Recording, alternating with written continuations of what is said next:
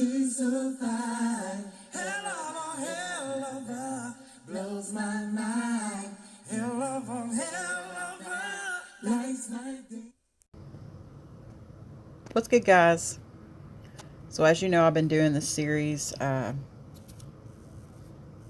regarding my top 5 reasons why I don't believe the narrative regarding Kenneka Jenkins, because the end of the year is near and I wanted to do a top video and maybe even another series of top videos, but I wanted to start with this one.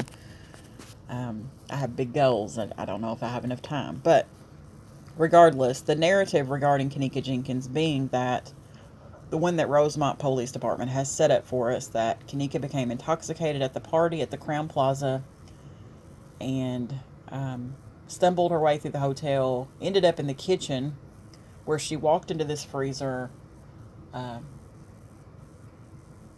was unable to get out, froze, and died there.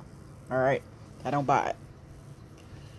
So my next reason and my last reason, and again, these are in no particular order, is simply this: the corrupt village of Rosemont. That's why. That's my final reason why. And I'm going to show you exactly what I'm speaking about. I'm going to use one particular case simply because it is well documented. It is of record in the Cook County Clerk's office. It is a legal document. And regardless of the outcome of this particular case, I believe the facts of the case are true. You couldn't tell me otherwise. I'll say that. You couldn't tell me otherwise. Now, let's go over it. This is an article from the Chicago Tribune titled, "Rosemont Covered Up Crimes, Former Cop Alleges in Lawsuit." Now, mind you, this is just one case. I could pull from a gamut of cases. And as some of you may know, because I've spoke about it before, I love case law. And I'll leave it at that. But I can pull out several other cases. This article is dated December the 3rd, 2014. This is a picture of the gentleman we will be speaking about, Frank Siciliano. I'm trying to get him situated on the screen here so you guys can see him. Frank Siciliano. Now pay attention to this article. It's very important.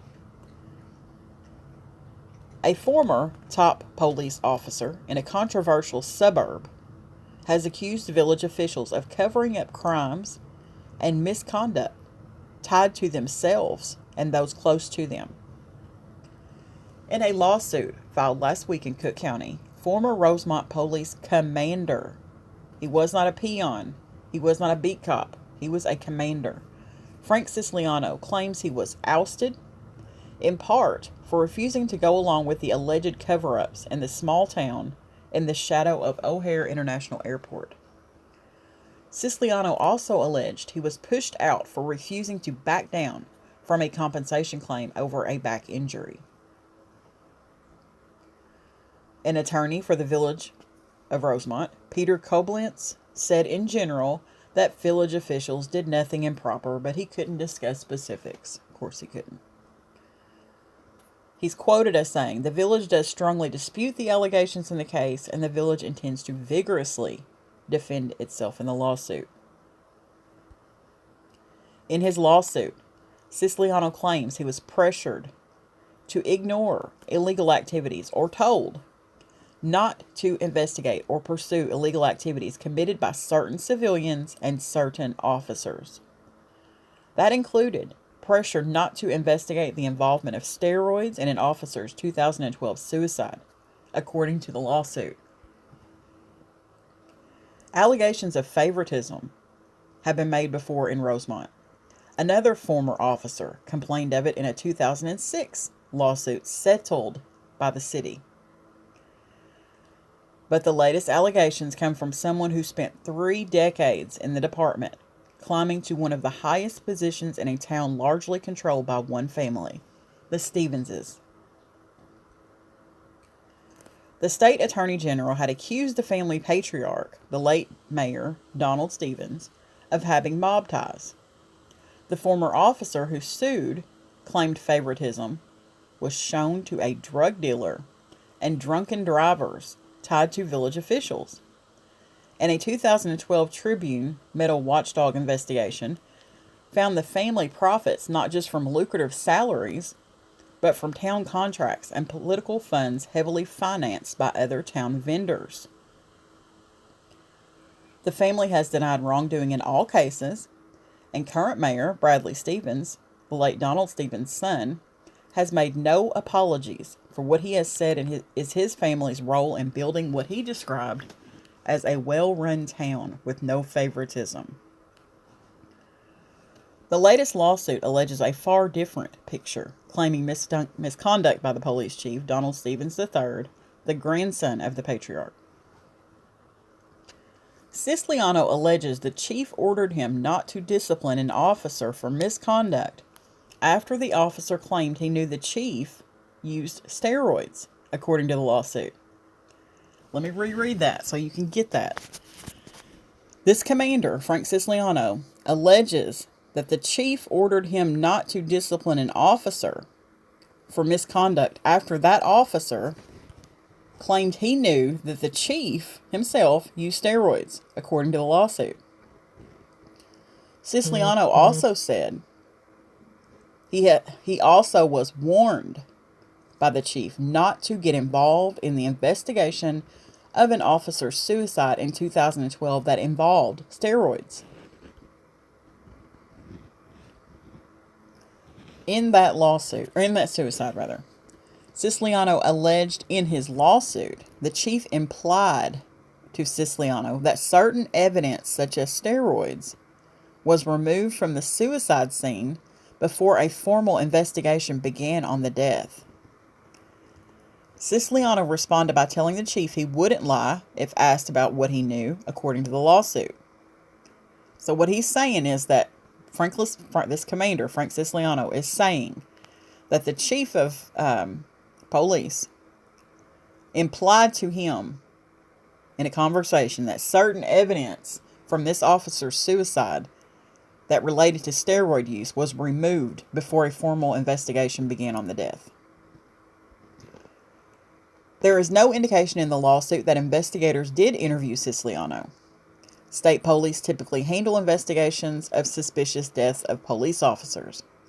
A state police spokeswoman confirmed the agency handled the suicide investigation, but said it was not aware of the allegations in the lawsuit and has not been asked to reopen the case. Siciliano alleged that the suicide cover-up was part of numerous occasions of favoritism. They included twice being asked to drop criminal charges against a friend of a top police department official, and once being ordered to remove surveillance cameras from the department that may have captured unlawful activity, according to the lawsuit. We'll read that one more time. They included twice being asked to drop criminal charges against a friend of a top police officer or a police office official. And they were also once ordered to remove surveillance cameras from the department that might have possibly had some unlawful activity contained on it. The former commander also alleged he was ordered not to provide information to the Department of Labor investigators that would show that some officers were being shirked pay, and said he also unfairly lost pay over 2 back injuries in 2007 and 2009. Siciliano declined to comment.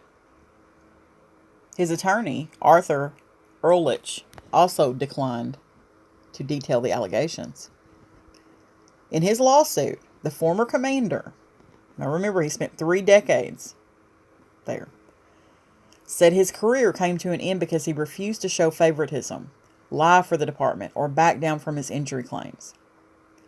He alleged he was demoted from being the operations commander, had his pay cut, and finally was told in May of 2013 that his job was being, quote, eliminated, end quote. Siciliano alleged in his lawsuit that he was terminated Rosemont told the state that Siciliano had retired, according to state records. Before he left the job, there is no record Siciliano complained publicly about the department. Why would he? We all know how that works. Nobody loves a whistleblower. State campaign finance reports list Siciliano as a regular donor through 2011 to a campaign fund tied to the Stevenses.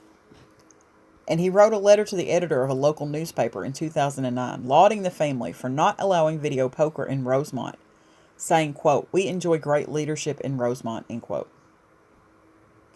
His attorney told the Tribune that Siciliano was asked to write the letter to the editor as part of his job duties as the department's public information officer.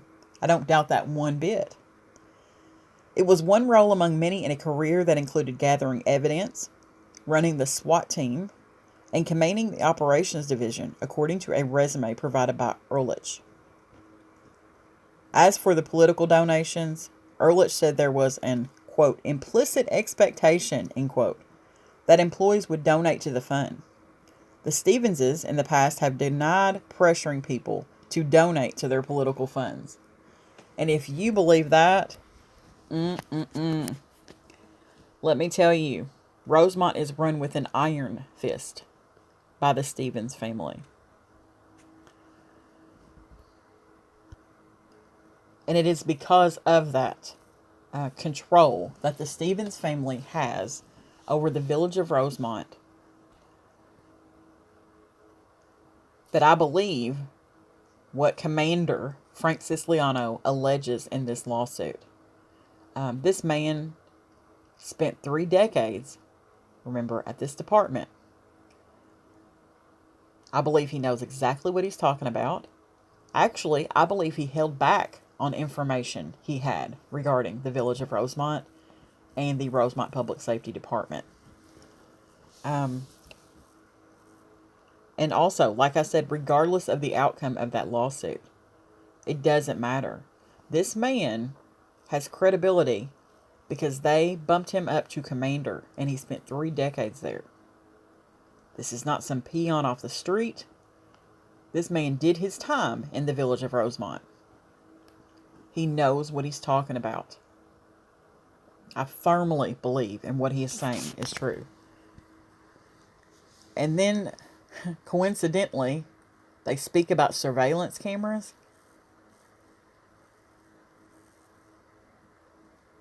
I find that very interesting, considering the surveillance footage that we have in the case of Kenneka Jenkins.